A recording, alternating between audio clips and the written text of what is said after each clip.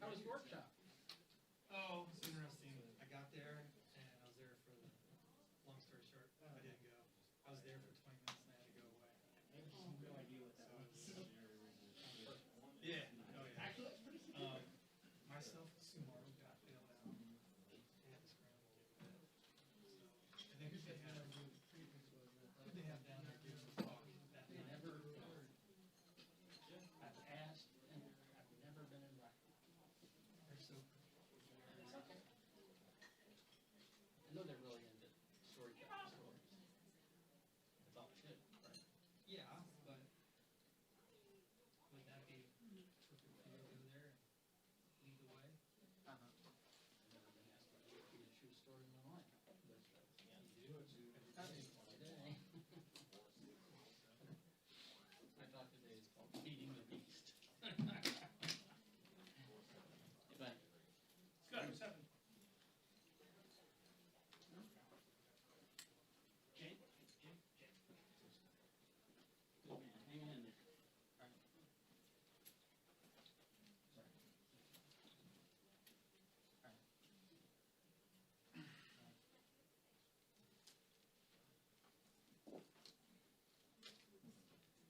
All right. Hey, how's it going? Thanks for setting up.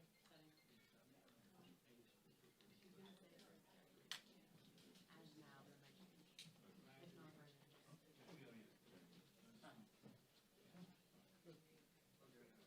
Physically awesome.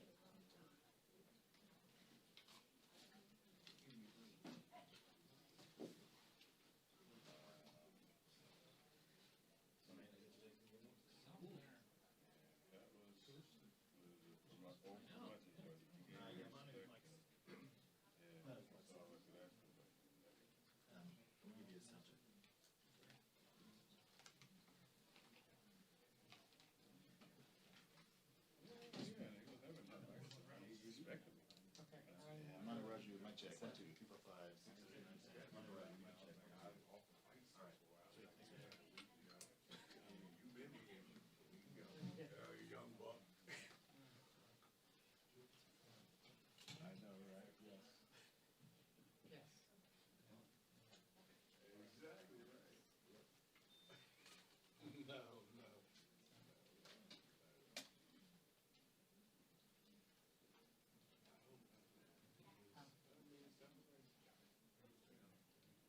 Tell them. I was speaking to Brian.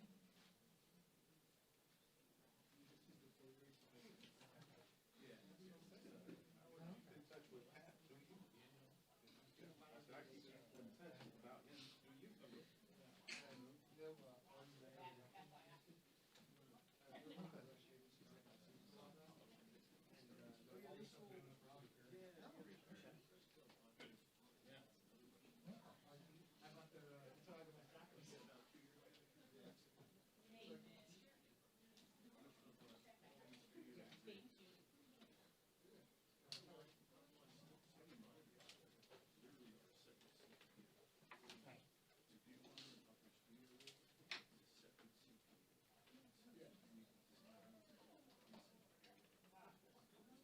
Oh.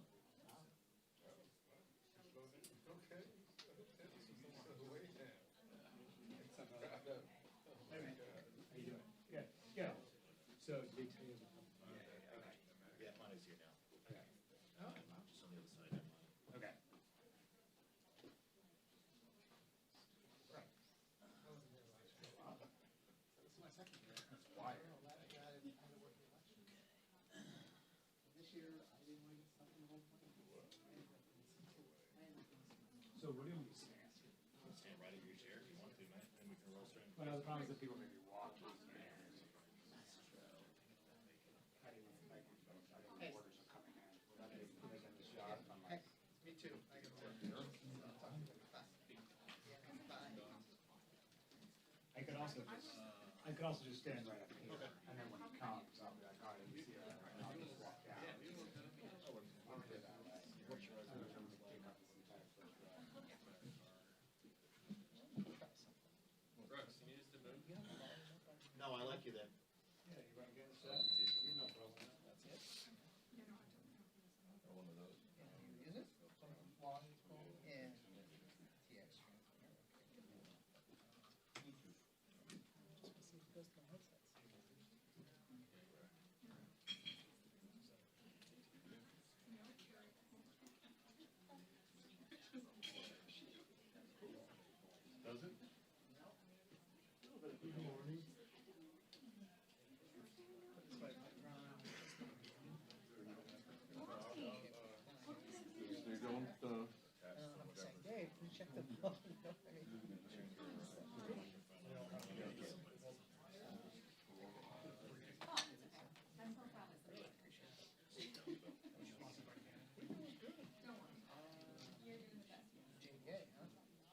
Yeah.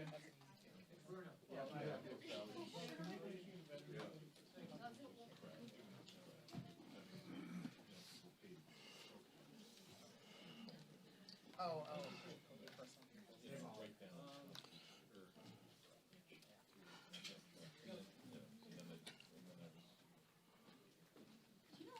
Oh, I thought you got changed. Hey, I had changed.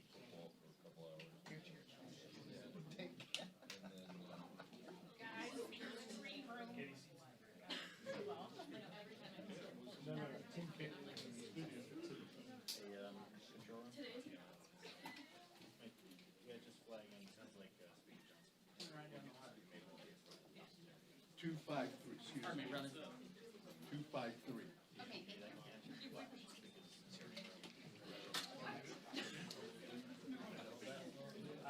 Well, I'm gonna put this on my show. Okay, that's okay. I may not even be able to go to it because the speaker might be right out of time, so. Unless it feels like it's going late. But basically when the speaker comes, I'm just gonna be like, speaker's here and I'll just.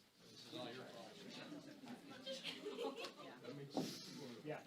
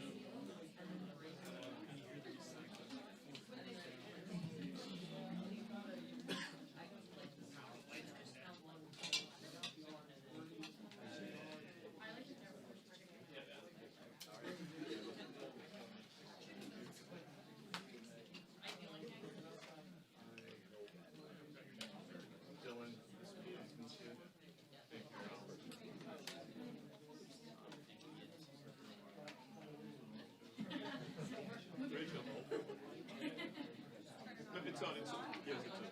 Yeah. That's actually 125,000 jobs.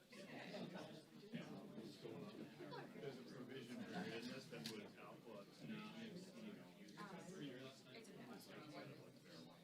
I'll go with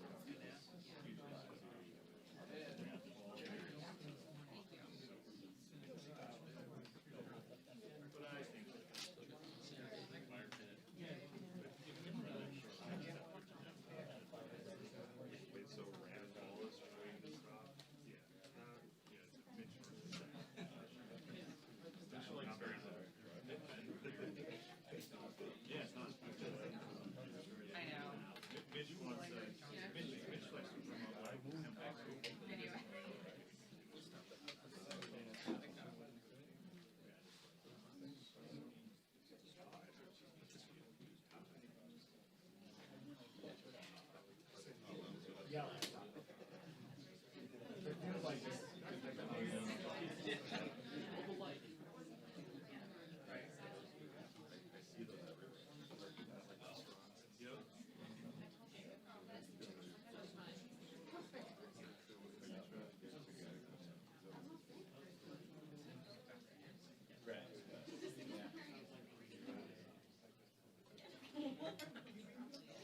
Hey, make sure you give me a shot.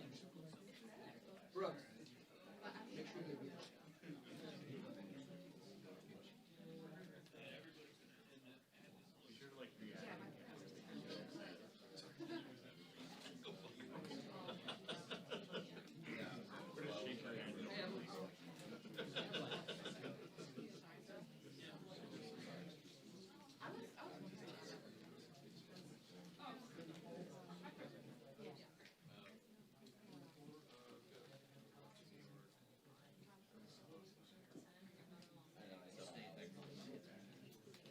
Okay, that's one of the questions we'll ask the speaker, talk to reporters here, reporting behind me, in just a matter of minutes. He has advised the House that it will come back within 36 hours after the Senate acts, or the House has been out of session since September 19th amid this standoff. But the first big question is, when the Senate will give final passage to this bill, which cleared a key procedural hurdle last night by the narrowest of margins, with 60 votes, 8 Democrats voting in favor of advancing this package. But in order to get to a final vote, it would require all 100 senators to actually agree to schedule that vote. So that could take some time, which also could mean that this could push reopening the government till sometime perhaps in the middle of the week, maybe a little bit later. That is a key question. Also, the political fallout of all of this. We're seeing a lot of pushback on the left flank of the House and Senate Democratic caucus. Other Democrats who believe the deal that was ultimately cut was not sufficient, because what Democrats who voted for this bill ultimately agreed to was not to include an extension of those expiring Obamacare subsidies as part of this funding package. Instead,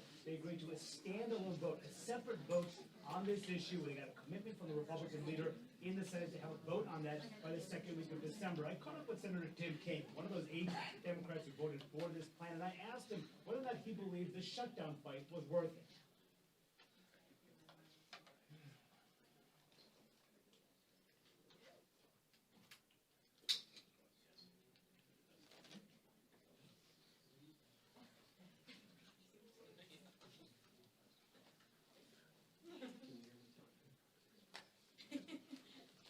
Heads up.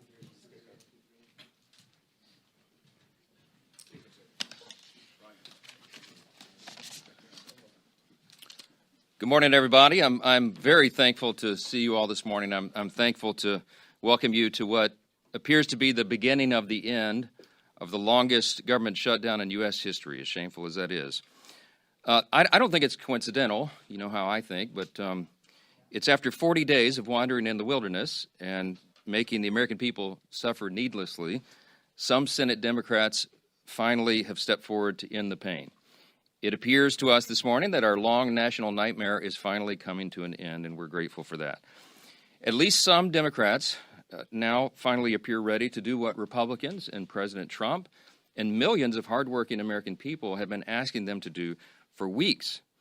But as we said from the beginning, the people's government cannot be held hostage to further anyone's political agenda. That was never right. And shutting down the government never produces anything. It never has, if you study history. And so here we are. I want to remind everybody this morning of another critical point that you've heard me here repeat over and over the last several weeks. It's something that I and Leader John Thune and President Trump and every Republican leader have all said repeatedly from the beginning. We have always been open to finding solutions to reduce the oppressive costs of health care under the Unaffordable Care Act. We just made clear that we would not and should not ever do that, that is, negotiate as hostages. And I've also reminded you here every morning at this press conference throughout the shutdown, Republicans have not just been talking about reducing costs and fraud and abuse in so many areas and in health care. We've been actually passing new laws to accomplish that urgent mission for the people, and we will continue to do so. So here's where we are by way of schedule, just so you know, you're following. And if you're not at home, if you're waking up to this good news this morning, the Senate's vote late last night of 60 to 40 opens the door now. The Senate is moving forward on an amended House CR, a continuing resolution, that will reopen the government until January 30th. Added to that are provisions to fully fund SNAP provisions through the end of the next fiscal year, which is September 2026, guaranteed back pay for all federal workers who have been made to endure these hardships over the last several weeks. And it also includes passage of 3 appropriations bills, which we're grateful to be moving through the process. That is the Military Construction Veterans Affairs bill, it's the Agriculture bill, and the Legislative Branch bill. The Senate will be back in session this morning to finish their job, and we're certainly praying that they do. They'll need unanimous consent from all senators to fast-track their final vote. As you know, there are some procedural hurdles that one or more could throw in the way, but we certainly hope that they won't do that because so many people across this country are desperate for the government to reopen. At the very moment that they do that final vote, I will call all House members to return to Washington as quickly as possible. We'll give a 36-hour formal and official notice so that we can vote as soon as possible to pass the amended CR bill and get it to the president's desk. As you all know, and he said as recently as last night, I was with him, and he told the press, He said, we want to get the government open. He's very anxious to get the government reopened and to end the Schumer shutdown. We all are. With regard to the travel challenges, I spoke yesterday at some length with Transportation Secretary Sean Duffy, my former colleague and good friend, and he lamented the serious situation that we have with air travel in the U.S. He's bent over backwards, as all members of the administration and the cabinet have done in all of their areas of jurisdiction, to try to keep the government working for the people and to mitigate the pain and the harm. But the problem we have with air travel is that our air traffic controllers are overworked and unpaid, and many of them have called in sick. That's a very stressful job, and even more stressful exponentially when they're having trouble providing for their families. And so air travel has been grinded to a halt in many places. And as of Sunday, nearly half of all domestic flights and U.S. flights were either canceled or delayed. And it's a very serious situation. So I'm saying that by way of reminder. I'm stating the obvious to all my colleagues, Republicans and Democrats in the House. You need to begin right now returning to the Hill. We have to do this as quickly as possible. Now, we look forward to the government reopening this week so Congress can get back to our regular legislative session. We have a lot of business to do, as you all know, and we will be working in earnest. There'll be long days and long nights here for the foreseeable future to make up for all this lost time that was imposed upon us. I want to close with something that's important. I think it's important to say that this is genuine. I mean this sincerely. We applaud the 7 Senate Democrats and 1 independent senator who did the right thing. They decided to put principle over their personal politics. And my urgent plea of all my colleagues in the House, and that means every Democrat in the House, is to think carefully, pray, and finally do the right thing and help us to bring an end to the pain of the American people. This has gone on too long. Too many people have suffered, and it's long overdue. That's the update I wanted to give you this morning. There are probably lots of questions, but I'm going to get a lot of my own questions answered later today, so stay tuned for more. Thanks so much. Questions about what's happening. FDA bill to the House floor if it passes. Speaker Johnson. Speaker Johnson.